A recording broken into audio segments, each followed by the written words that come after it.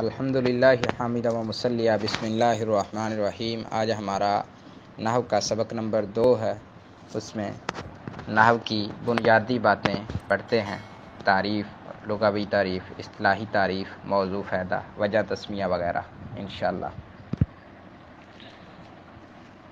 نحو کے لغوی اعتبار سے بہت سارے معنی بڑی کتابوں میں ملتے ہیں۔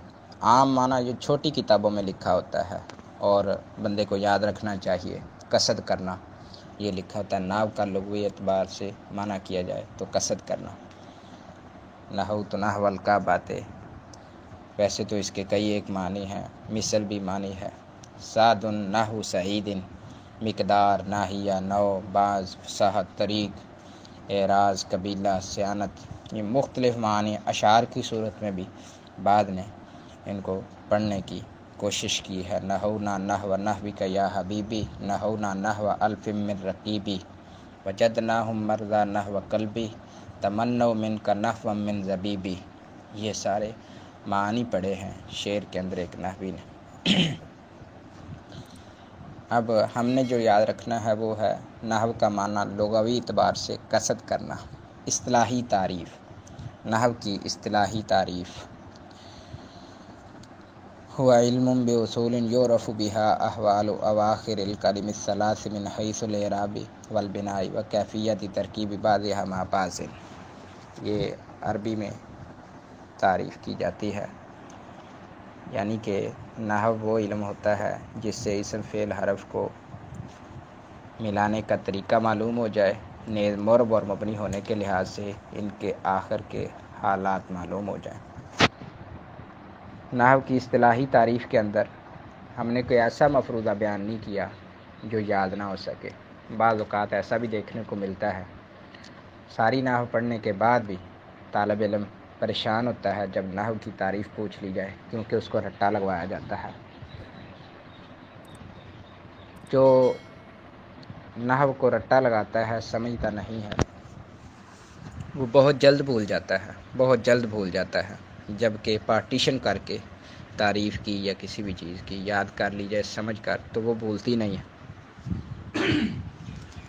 مثال کے طور پر نحو کی تعریف ہم نے کیا، اس کے 2 حصے ہیں۔ نحو وہ علم ہے جس سے اسم فعل حرف کو جوڑ کر جملہ بنانے کا طریقہ معلوم ہو جائے، ایک جز ہو گیا۔ دوسرا حصہ معرب اور مبنی ہونے کے لحاظ سے ان کے آخر کے حالات معلوم ہو جائیں۔ 2 باتیں نحو 2 کام کرتی ہے، ایک تو اسم فعل حرف کو جوڑ کر جملہ بناتی ہے، یعنی کہ ترکیب کرنا سکھاتی ہے، اور دوسرا معرب اور مبنی ہونے کے لحاظ سے آخر کے حالات معلوم کرتی ہے، یعنی کہ اعراب لگاتی ہے۔ نحو کتنے کام کرتی ہے؟ 2 کام۔ ایک کرے گی اعراب لگائے گی، دوسرا کام کرے گی ترکیب کرے گی۔ اسم فعل حرف کو جوڑیں گے تو ترکیب ہوگی، جملہ بنے گا، اس کو ترکیب کہتے ہیں۔ اور معرب اور مبنی ہونے کے لحاظ سے اگر جانچا جائے گا کسی کلمے کو تو پھر اعراب لگے گا، تو اعراب کی کسی کلمہ کی آخری حالت معلوم ہو جائے گی، اس وجہ سے یہ اعراب لگائے گی۔ 2 کام کرتی ہے، اور تعریف اگر اس طرح سے یاد کر لیں گے انشاءاللہ زندگی میں کبھی نہیں بھولے گی انشاءاللہ۔ پہلی بات یہ ہے کہ تعریف جو ہر کتاب کے شروع میں لکھی ہوتی ہے، مقصد کیا ہوتا ہے تعریف لکھنے کا؟ تعریف کے بغیر کتاب نہیں شروع ہو سکتی، تعریف کے بغیر کتاب نہیں پڑھ سکتے ہم جو پڑھنے لگے ہیں۔ اصل میں تعریف کا جاننا بہت ضروری ہوتا ہے۔ اگر کسی بھی موضوع کو شروع کرنے سے پہلے اس کی تعریف سے ناواقف ہو تو پھر کافی کمزوری رہ جاتی ہے۔ مثلا تعریف یاد نہیں ہے تو پھر اس کو یہ نہیں پتہ چلے گا میں سیکھنے کیا جا رہا ہوں اس کتاب کے اندر۔ پوری کتاب کا خلاصہ ایسے سمجھ لیں کہ تعریف ہوتی ہے، اور بندے کو تعریف سے پتہ چلتا ہے میں نے اس کتاب میں کیا پڑھنا ہے۔ تو نحو کی جو تعریف کی ہے، ویسے تو دونوں باتیں واضح ہو چکی ہیں کہ ایک ترکیب کرے گی، دوسرا اعراب لگائے گی۔ اگر تعریف نہ کی جاتی تو پھر ایسا ہی تھا کہ ایسی چیز کا حصول لازم آنا تھا جو ایک مجہول چیز تھی، جو ایک مجہول چیز ہو، کوئی جا رہا ہے راستے میں، آپ پوچھتے ہیں کہاں جا رہا ہے، وہ کہتا ہے کہیں نہیں، اس کا کوئی ٹارگٹ نہیں ہے۔ تو ٹارگٹ ہوتا ہے تو پہلے اس کو معلوم ہوتا ہے، یہی تعریف ہے، یعنی کہ تعریف ہمارا ٹارگٹ متعین کرتی ہے۔ آپ اصول حدیث کی تعریف پڑھیں گے تو آپ کا ٹارگٹ یہ ہوگا میں حدیث کے اصول سیکھنے جا رہا ہوں۔ اصول فقہ کی تعریف پڑھیں گے تو ٹارگٹ یہ ہوگا فقہ کے اصول سیکھنے جا رہا ہوں۔ نحو کی تعریف پڑھیں گے تو آپ کے ذہن میں یہ بات بیٹھ جائے گی، راسخ ہو جائے گی کہ میں نحو کے ضوابط پڑھنے کے لیے سفر شروع کرنے لگا ہوں۔ موضوع بھی ہر کتاب کے شروع میں لکھا ہوتا ہے، تعریف، موضوع، فائدہ، غرض و غایت، وجہ تسمیہ، یہ ساری چیزیں لکھی ہوتی ہیں۔ موضوع، اس علم کا موضوع کلمہ اور کلام ہے۔ میں کسی وقت اس بات پہ بھی بحث کروں گا کہ صرف کا موضوع صرف کلمہ اور نحو کا موضوع کلمہ اور کلام کیوں ہے، آج ہی انشاءاللہ۔ موضوع کا جاننا کیوں ضروری ہے؟ یہ تو واضح ہو چکا نا کہ موضوع، نحو کا موضوع کلمہ اور کلام ہے۔ موضوع کا جاننا ضروری کیوں ہے؟ ہر کتاب کے شروع میں کیوں لکھا ہوتا ہے اس کا موضوع کیا ہے؟ موضوع کا جاننا اس لیے ضروری ہے کہ اگر موضوع معلوم نہ ہو تو پھر ایک فن کے مسائل دوسرے فن میں تلاش کرنے کا اندیشہ ہوتا ہے۔ نحو کے مسائل ہیں، نحو کا مسئلہ ہے، حروف جارہ تلاش کرنا چاہتا ہے، وہ فقہ میں تلاش کرتا پھرے گا، کیونکہ اس کو پتہ نہیں تھا نحو کا موضوع کیا ہے۔ لائبریری میں داخل ہوا تو حدیث کی صحت کا مسئلہ معلوم کرنا تھا کہ صحیح ہے یا ضعیف ہے، تو وہ نحو کے مسائل میں ڈھونڈتا رہا، یا نحو کا مسئلہ تلاش کرنا تھا، وہ منطق میں ڈھونڈتا رہا۔ تو ایسے یعنی کہ اگر موضوع معلوم نہ ہو تو پھر ایک فن کے مسائل دوسرے فن میں تلاش کرنے کا اندیشہ ہوتا ہے کہ اس کو اس کا موضوع نہیں معلوم تھا کہ میں کس موضوع کی بات کو تلاش کر رہا ہوں۔ لہذا موضوع کا جاننا بھی کسی فن کے پڑھنے سے پہلے ضروری ہے۔ فائدہ، غرض و غایت کیا ہے، فائدہ کیا ہوتا ہے؟ فائدہ جاننا بھی اس لیے ضروری تھا، ویسے تو نحو کا فائدہ جو ادھر لکھا ہوا کتاب میں، اس علم کا فائدہ یہ ہے کہ انسان عربی زبان میں لفظی غلطیوں سے محفوظ رہتا ہے، لفظی غلطیوں سے محفوظ رہتا ہے، لفظی غلطیوں سے بچ جاتا ہے۔ تو فائدہ سیکھنا، کسی علم کا فائدہ سیکھنا کیوں ضروری ہے، کہ اس کا کیا فائدہ ہے؟ شروع میں اس لیے فائدہ کا سیکھنا ضروری ہے کہ بندے کو یہ معلوم ہو جائے کہ اس کا فائدہ یہ ہے، تو پھر فعل ابس لازم نہیں آتا، بندہ ایسی چیز کی طرف نہیں جاتا جو فضول ہوتی ہے، کیونکہ اس کا فائدہ معلوم ہو چکا ہے۔ جس کا فائدہ معلوم ہو جائے تو بندے کو ایک منزل نظر آ رہی ہوتی ہے، جس کا فائدہ ہی نہ معلوم ہو تو بندہ فضول سمجھتا ہے۔ وجہ تسمیہ، نحو کی وجہ تسمیہ عام طور پر یہ بیان کی جاتی ہے۔ نحو کو نحو کیوں کہا جاتا ہے، اس کا نام ہے وجہ تسمیہ، کہ نحو کو نحو کیوں کہا جاتا ہے، کس وجہ سے اس کا نام نحو رکھا گیا ہے، وجہ کیا ہے؟ جب ابوالاسود دؤلی رضی اللہ تعالی رحمہ اللہ نے حضرت علی رضی اللہ تعالیٰ عنہ کے حکم سے اصول و ضوابط کا مجموعہ ان کے سامنے پیش کیا تو انہوں نے فرمایا ما احسن ھذا النحو الذی قد نحوت، کتنا اچھا طریقہ ہے جس کا تو نے قصد کیا ہے۔ تو چونکہ سب سے پہلے حضرت علی رضی اللہ تعالیٰ عنہ نے ان ضوابط کے اوپر لفظ نحو استعمال کیا تھا، اسی بنا پر اس کا نام نحو رکھ دیا گیا۔ معلوم ہوا نحو جو نام ملا ہے یہ ہمیں حضرت علی رضی اللہ تعالیٰ عنہ سے ملا ہے، انہوں نے اس کو پسند فرمایا ہے اور انہوں نے ہی اس کو رکھا ہے۔ آگے لفظ ہے، لفظ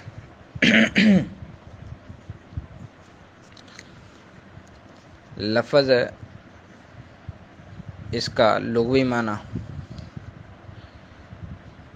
نطق کرنا اور پھینکنا، جیسا کہ قرآن مجید میں آتا ہے ما یلفظ من قول الا لدیہ رقیب عتید، کوئی بھی انسان لفظ نہیں نکالتا منہ سے الا مگر لدیہ رقیب عتید، نگہبان تیار ہوتے ہیں اس کے لکھنے کے لیے۔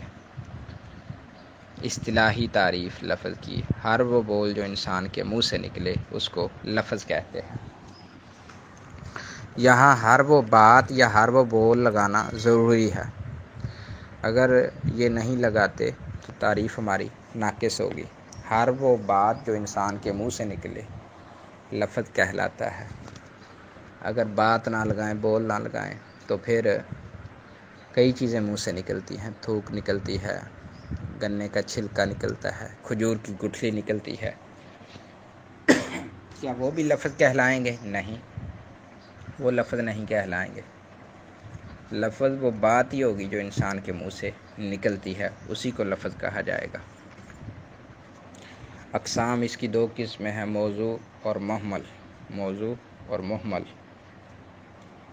موضوع بامعنی لفظ کو کہتے ہیں، محمل بے معنی لفظ کو کہتے ہیں. موضوع کے بارے میں بحث ہوتی ہے، بامعنی کے بارے میں. بے معنی کے بارے میں بحث نہیں ہوتی. یہ ہر زبان میں چلتے ہیں، موضوع اور محمل، بامعنی اور بے معنی. روٹی شوٹی، پانی شانی، چائے شائے پنجابی میں چلتا ہے، عربی میں بھی چلتے ہیں. تو یہ محمل جملے ہوتے ہیں، محمل الفاظ ہوتے ہیں، ان کا اعتبار نہیں ہوتا. بامعنی کی آگے تقسیم ہوتی ہے.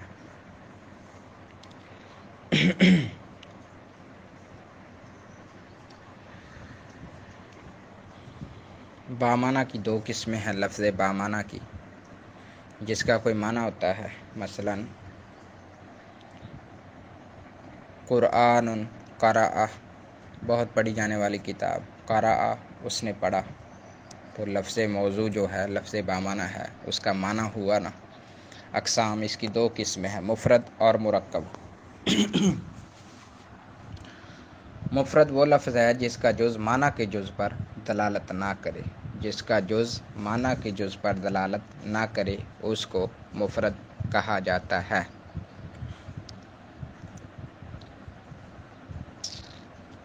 مفرد کا دوسرا نام کلمہ بھی ہے. کلمہ بھی اسی کو کہتے ہیں، مفرد بھی اسی کو کہتے ہیں. تعریفیں اس کی 2-3 کی جاتی ہیں. یہاں جو کی ہوئی ہے وہ یہ ہے، وہ لفظ جس کا جز اس کے معنی کے جز پر دلالت نہ کرے. اب اس کی وضاحت کیا ہے؟ جس کا جز اس کے معنی کے جز پر دلالت نہ کرے اس کو مفرد کہا جائے گا. پینسل آپ کے سامنے ہے. پینسل کا کیپ اتار کر آپ پینسل کو کسی کے سامنے کرتے ہیں اور کہتے ہیں کہ یہ کیا ہے. کیپ سامنے کرتے ہیں، پینسل سامنے نہیں کرتے. وہ کہے گا یہ کیپ ہے، پینسل نہیں کہے گا. تو کیپ پینسل کا ایک جز تھا نا، تو اس نے کیپ پر لفظ پینسل نہیں بولا. یہی بات ادھر کر رہے ہیں. وہ لفظ ہے جس کا جز اس کے معنی کے جز پر دلالت نہ کرے. کہ کیپ ایک جز ہے تو وہ مکمل چیز جو تھی اس کا معنی پینسل تھا. اب وہ پینسل اپنے ایک جز کیپ پر دلالت نہیں کر رہی. یہی تعریف ہے.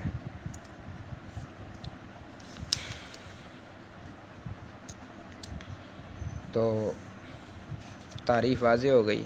جس کا جز اس کے معنی کے جز پر دلالت نہ کرے اس کو کلمہ کہتے ہیں.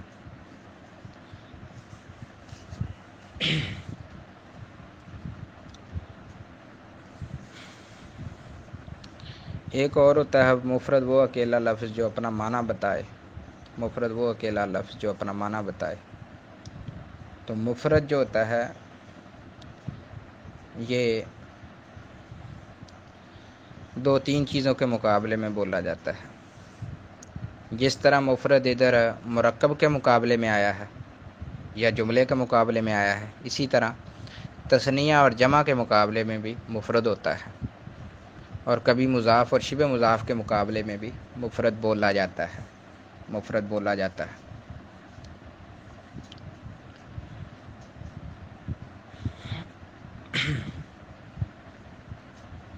مفرد اصل ہے اور مرکب مفرد کی معرفت پر موقوف ہوتا ہے.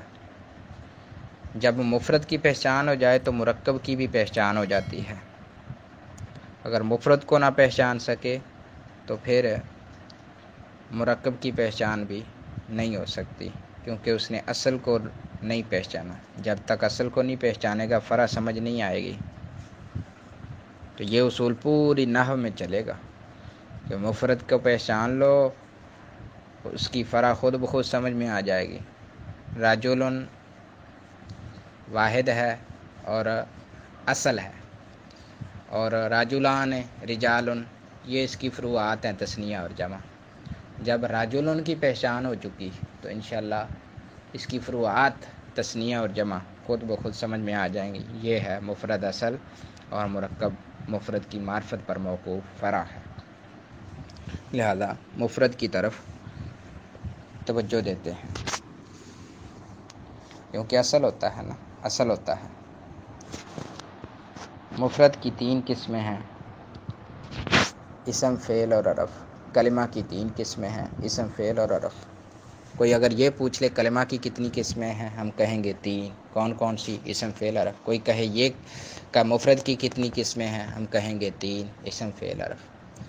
کل دبئی سے ایک شاگرد کہہ رہا تھا کہ نحو وہاں سے مشکل ہو جاتی ہے جب یہ بات آتی ہے کہ اس کو یہ بھی کہتے ہیں، یہ بھی کہتے ہیں، ایک ایک چیز کے 2-3 نام ہیں۔ کوئی مشکل نہیں ہے، صرف ایک دفعہ تھوڑی سی توجہ کے ساتھ یہ ذہن میں بٹھا لیا جائے کہ مفرد کا دوسرا نام کلمہ ہے۔ اگر مفرد کی قسمیں پوچھی جائیں پھر بھی اسم، فعل، حرف بتانا ہے۔ اگر کلمہ کی قسمیں پوچھی جائیں پھر بھی اسم، فعل، حرف بتانا ہے۔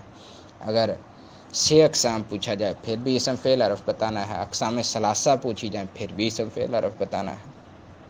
پھر پیچھے کو جائیں کہ لفظ بامانہ کی کتنی قسمیں ہیں؟ 2 قسمیں ہیں، مفرد اور مرکب۔ مفرد اور مرکب کس کی قسمیں ہیں؟ لفظ بامانہ کی۔ موضوع یہ کس کی قسم ہے؟ لفظ کی۔ لفظ کی کتنی قسمیں؟ 2 قسمیں، موضوع اور محمل۔ محمل کی کوئی بات نہیں، موضوع کی 2 قسمیں ہیں، بامانہ کی 2 قسمیں ہیں۔ اب اگر آپ اس طرف آتے ہیں نا کہ کئی ایک نام ہے، پھر تو آپ حیران ہو جائیں گے کہ آپ ادھر صرف چھوٹی کتابوں میں یہ پڑھتے ہیں لفظ کی 2 قسمیں، بامانہ اور بے معنی۔ میں کہتا ہوں لفظ کی 2 قسمیں ہیں، بامانہ اور بے معنی۔ لفظ کی 2 قسمیں ہیں، موضوع اور محمل۔ لفظ کی 2 قسمیں ہیں، مفید اور غیر مفید۔ لفظ کی 2 قسمیں ہیں، مستعمل اور غیر مستعمل۔ یہ 4 نام نحو میں استعمال ہوتے ہیں۔ کون کون سے؟ بامانہ اور بے معنی پہلا نام، اور موضوع اور محمل دوسرا نام، مستعمل اور غیر مستعمل تیسرا نام، مفید اور غیر مفید، لفظ مفید اور لفظ غیر مفید چوتھا نام۔ یہ 4 نام استعمال ہوتے ہیں۔ اب ان میں کوئی فرق تو نہیں، ایک طرح کا معنی رکھتے ہیں۔ یہ موضوع، مستعمل، مفید، بامانہ، محمل، غیر مستعمل، غیر مفید، بے معنی، بالکل واضح ہے، کوئی پریشانی والی بات نہیں ہے۔ انشاءاللہ نحو کو جتنا آسان بنانے کی کوشش کریں گے بن جائے گی، جتنا مشکل بنائیں گے اتنی ہی مشکل بن جائے گی۔